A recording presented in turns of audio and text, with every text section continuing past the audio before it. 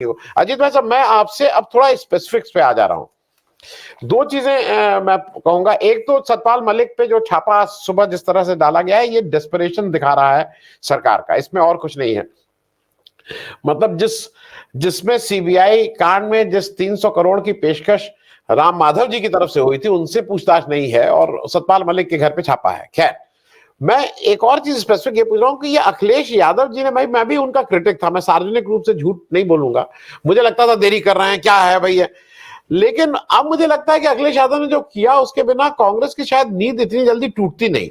अगर वो उस दिन ये अल्टीमेटम नहीं देते कि भाई करो, अब इसको टाल क्या रहे हो, अब ठीक है भारत यात्रा भी बहुत जरूरी है आपके लिए, सब कुछ आपका, लेकिन गठबंधन यूपी के लिए भी जरूरी है।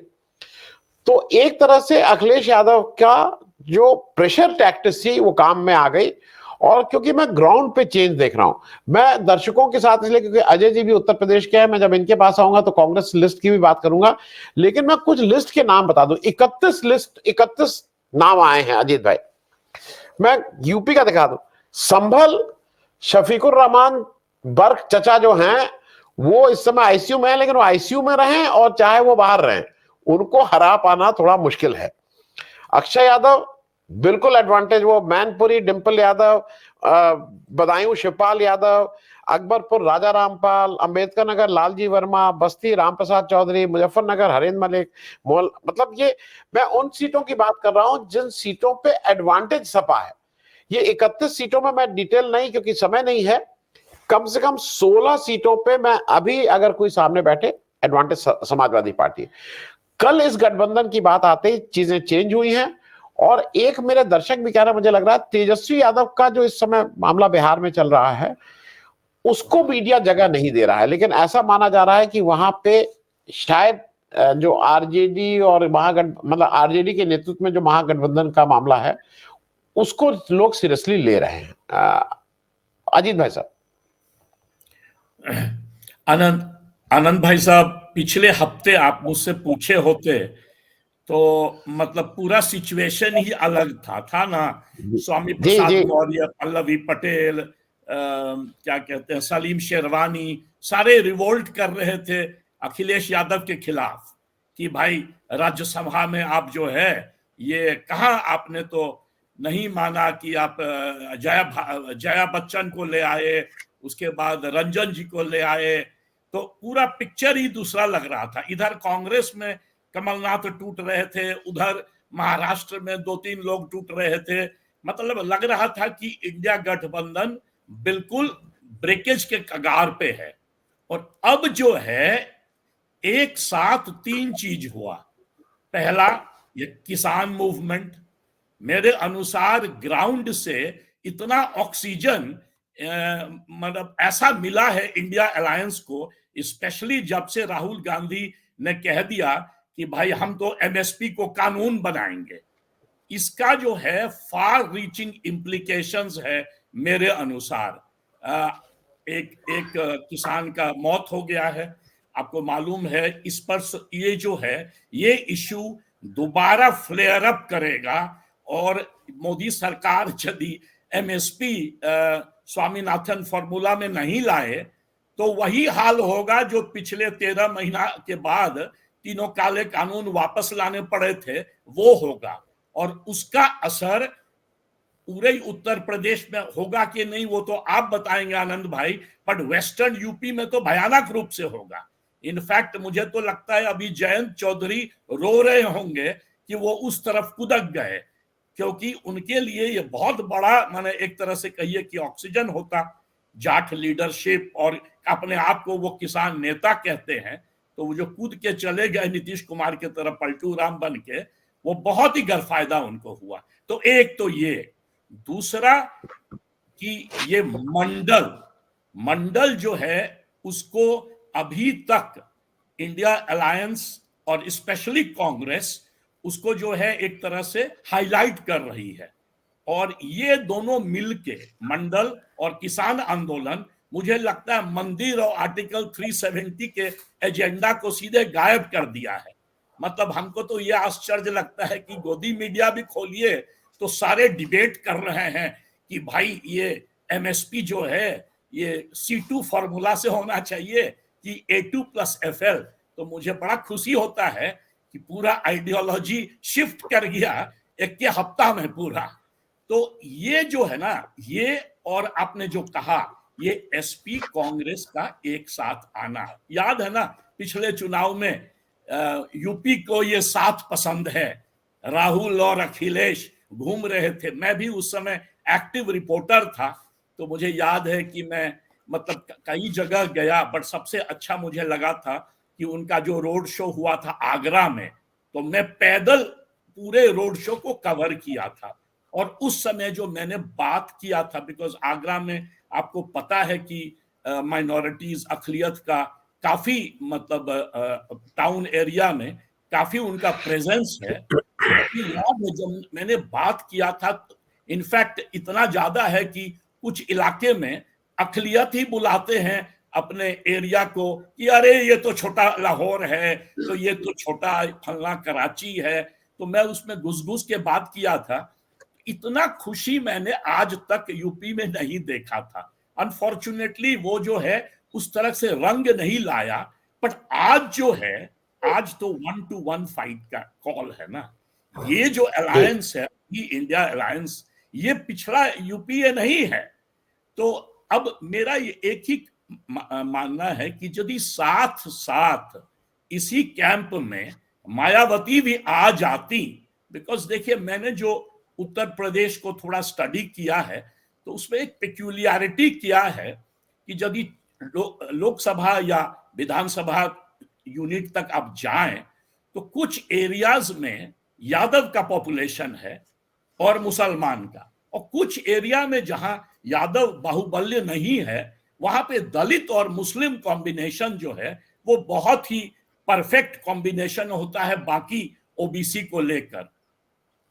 तो मायावती यदि इस कैंप को, ये लोग यदि हाथ जोड़ के, स्पेशली सोनिया गांधी यदि जाएं आज भी, तो मैं कहता हूं आनंद भाई 10 सीट नहीं जीतेगी बीजेपी उत्तर प्रदेश में। क्योंकि एक चीज याद रखना है, Samajwadi party Congress alliance potentially काफी स्ट्रांग है, बट ये भी याद रखना है कि उत्तर प्रदेश बीजेपी का पॉकेट बोरो है। 52% तक वो वोट जीत चुके हैं, और आपने देखा कि असेंबली चुनाव 2 बार जीत चुके हैं, प्लस मंदिर का सबसे ज्यादा जो इन्फ्लुएंस होता है एजेंडा वाइज वो यूपी में होता है। तो मेरे अनुसार आज भी जो यदि ये दरवाजा खोल के रखा जाए, तो मैं कहता हूं उसके बाद सीधे हो जाएगा एनडीए बाय बाय। यूपी जो है पलट देगा पूरे इक्वेशन को। और ये जरूरी इसलिए भी है कि यदि मंडल आपका यदि एजेंडा है, तो दलित बहुजन वो तो साथ आना चाहिए ना।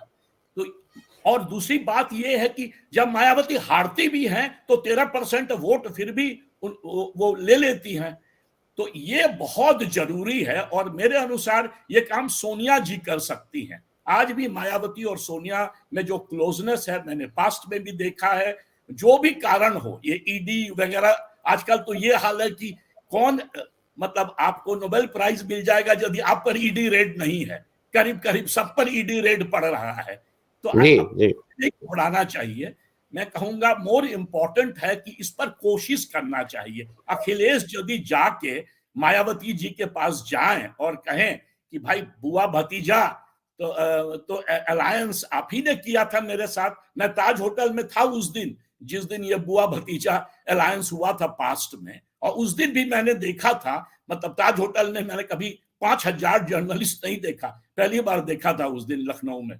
तो ये कॉम्बिनेशन फिर डेडली कॉम्बिनेशन बन जाएगा। तब वो नीतीश कुमार की शायद जरूरत या दूसरे का जो अभी जो बात कर रहे थे ममता वाला, वो नहीं रह जाएगा। तो ये यदि हो जाए, तो मैं कहता हूं कि अभी जो पोटेंशियली लग रहा है गेम चेंजर, वो मतलब पुष्ट हो जाएगा, वो मतलब फॉर्मिडेबल अलायंस हो जाएगा। और उसके बाद मंदिर और बाकी वो जागते रहे जाके, बट पूरा माने राजनीति पलट जाएगा। तो ये मेरे अनुसार। मैं अजीत भाई आपके पास 2 चीजें कर दूं। एक तो हमारे एक अच्छे दर्शकों ने बहुत अच्छा रिमार्क दिया, क्योंकि ये हम लोगों को भी नहीं समझ में आ रहा है कि कमलनाथ जी को क्यों नहीं लिया और जयंत चौधरी, क्योंकि वो वॉशिंग मशीन लगा फेल हो गई। मैंने कल भी पूछा था, नहीं, उन्होंने कहा कि वॉशिंग मशीन नहीं फेल हुई है, वॉशिंग पाउडर खत्म हो गया है। तो उनका कहना यह है कि जो ईडी, सीबीआई ये इतना वॉशिंग पाउडर यूज कर लिया। नहीं, अच्छा कहा है, मतलब ये दर्शक हम लोग। दूसरा एक हमारे सौरभ जैन है, वो बार बार पूछ रहे हैं कि कांग्रेस सिर्फ सहारनपुर मुरादाबाद में लड़ सकती है। सौरभ जी, सहारनपुर में इमरान मसूद लड़ेंगे और वो अच्छा, उनका एक पास्ट रिकॉर्ड बहुत ही अच्छा रहा है। मुरादाबाद में कांग्रेस नहीं लड़ेगी, वहां पे सपा का सिटिंग एसटी हसन साहब वहां उनके एमपी हैं, तो थोड़ा इसको भी चेक कर लिया करिए। मैं अभी डिटेल में नहीं जा रहा हूं कि कहां कांग्रेस अच्छा लड़ेगी कहां बुरा लड़ेगी, लेकिन सहारनपुर में कांग्रेस बहुत ही अच्छा लड़ेगी। लेकिन उसके अलावा भी बहुत सी सीटें हैं जहां पे रायबरेली, अमेठी को कैसे आप भूल जा रहे हैं, आप दानिश अली को कैसे भूल जा रहे हैं, आप कमांडो कमल किशोर को कैसे बांसगांव में भूल जा रहे हैं। बहुत सी सीटें, मैं उस डिटेल में नहीं आ रहा हूं। अजीत भाई, तो मुझे एक थोड़ा मैं हट के आपसे प्रश्न पूछ रहा हूं, और ये इसलिए पूछ रहा हूं क्योंकि आप विदेश में रहे, आपने वहां की पत्रकारिता की। राहुल गांधी 3 दिन के लिए यात्रा को बीच में छोड़ के क्या वो करके वो जा रहे हैं कैम्ब्रिज में लेक्चर देने। कैम्ब्रिज उनका एल्मा मैटर रहा है भाई। मतलब मेरे लिए बहुत फक्र की बात होती है, मुझे जब पहली बार लखनऊ विश्वविद्यालय में बुलाया गया किसी वो देने के लिए, मेरे लिए उससे बड़ा मतलब मैं बहुत बड़ी बात थी मेरे लिए। उनका ये प्रोग्राम आज नहीं, पिछले 1 साल पहले का ये डेट फिक्स है उनको जो ये लेक्चर। कैम्ब्रिज हमारे और आपकी तरह नहीं है कि कोई नहीं मिला, चलो उसको बुला लो, अब हम फोन करते नहीं, अजीत भाई क्या है कि नहीं हम नहीं आ रहे हैं तो अच्छा उनको पकड़। अरे कैम्ब्रिज में 1 साल पहले सारी चीजें हो जाती है। और ये इस देश के लिए फक्र की बात है कि आपका एक नेता को कैम्ब्रिज बुला के कहता है कि लेक्चर दो। मोदी जी अभी ये जो घूमने गए, मंदिर का उद्घाटन, फलाना उद्घाटन, तब किसी ने देश में नहीं कहा कि भाई मणिपुर जल रहा है, वहां क्या हो रहा है, तुम वहां नहीं है, तुम बाहर घूम रहे हो। मैं इस पे भी एक आपका छोटा वक्तव्य, is it not a matter of pride for any Indian कि उसका एक बड़े नेता को कैम्ब्रिज जैसे विश्वविद्यालय में बुला के पढ़ाई के लिए कहा जाए कि भाई आप क्लास ले लीजिए। अजीत भाई साहब। आनंद भाई, कैम्ब्रिज सिर्फ राहुल गांधी का अल्मा मैटर ही नहीं है, जवाहरलाल नेहरू का अल्मा मैटर, ट्रिनिटी कॉलेज में थे। उसके बाद राजीव गांधी का अल्मा मैटर और सोनिया गांधी का alma mater. In fact Somnath Chatterjee वो भी कैम्ब्रिज में थे, वो मुझे पूरी कहानी बताए थे कि कैसे सोनिया गांधी और राजीव गांधी एक रेस्टोरेंट में मिले थे। तो कैम्ब्रिज जो है उनके पूरे लेगेसी का अल्मा मैटर है एक तरह से। खाली दादी थी ऑक्सफोर्ड में, इंदिरा गांधी थी ऑक्सफोर्ड में जहां मैं था। तो एक तो ये बात, दूसरी ये बात है कि दुनिया जो है ना राहुल गांधी को सीरियसली लेता है। सिर्फ गोदी मीडिया जो है वही जो है राहुल गांधी के खिलाफ में प्रहार करता है, क्योंकि नेचुरली उसको तो कोई मॉनिटर करता है ऊपर से।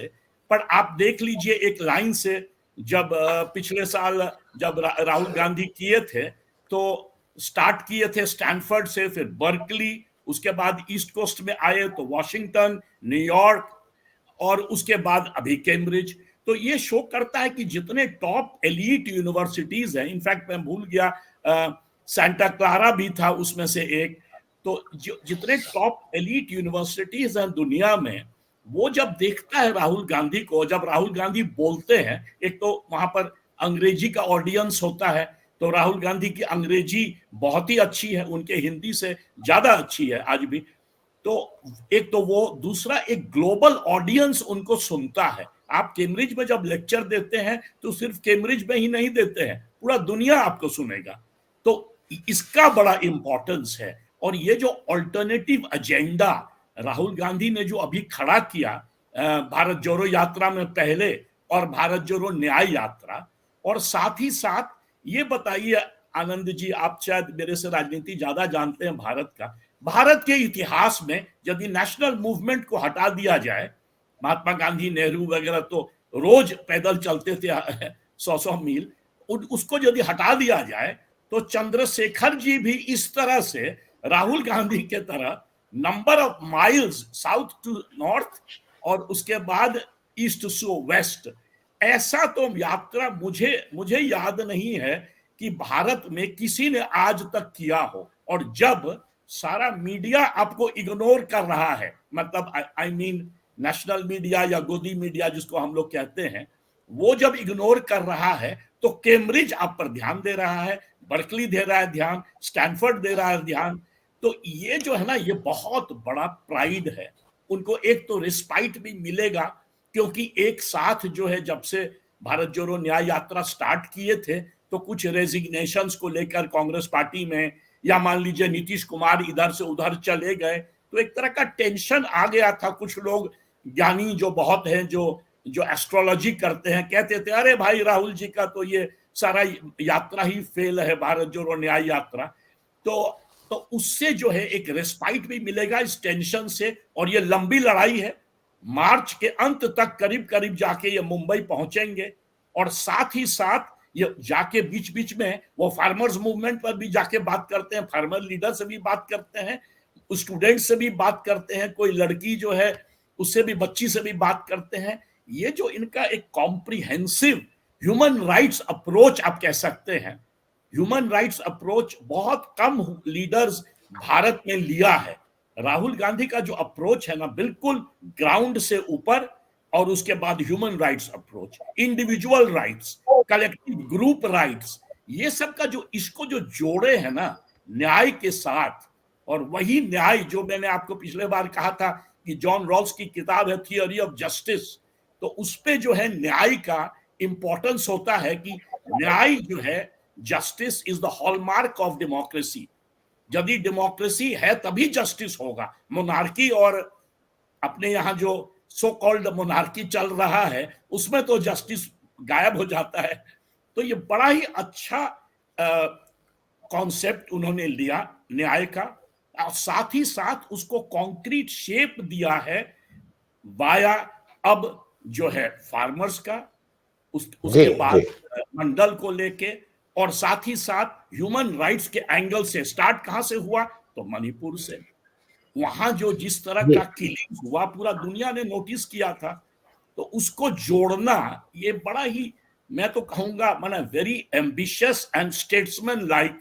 ये मतलब ये याद दिलाता है टू सम एक्सटेंट, जब महात्मा गांधी बाहर से पढ़ के आए या नेहरू बाहर से पढ़ के आए, और उन्होंने जिस तरह से सारे किसान सभा को लेकर जोड़ा था, स्वामी सहजानंद सरस्वती, बाबा रामचंद्र, सबको लेकर महात्मा गांधी जोड़े जाते थे।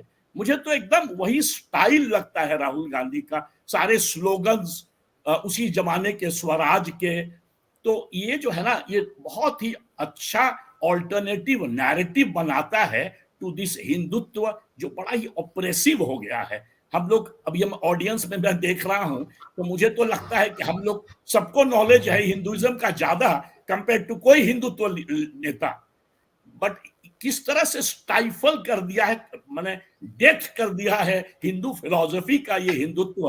तो उसका बड़ा ही अच्छा ऑल्टरनेटिव एजेंडा राहुल गांधी ने खड़ा किया है, और मैं बहुत ही खुश हूं, और मैं तो कहूंगा ये ग्रेट ऑनर है कि कैम्ब्रिज, याद रखिएगा ट्रिनिटी कॉलेज कैम्ब्रिज के मास्टर थे अमर्त्य सेन, आइजैक न्यूटन और उसके बाद अमर्त्य सेन, तो वो उस तरह का यूनिवर्सिटी है कैम्ब्रिज। तो ये I think it will add strength to it. Godi media शुरू करेगा, अरे राहुल गांधी अब फिर बाहर जा रहे हैं, बट इस चीज को नहीं समझता है गोदी मीडिया। जी जी।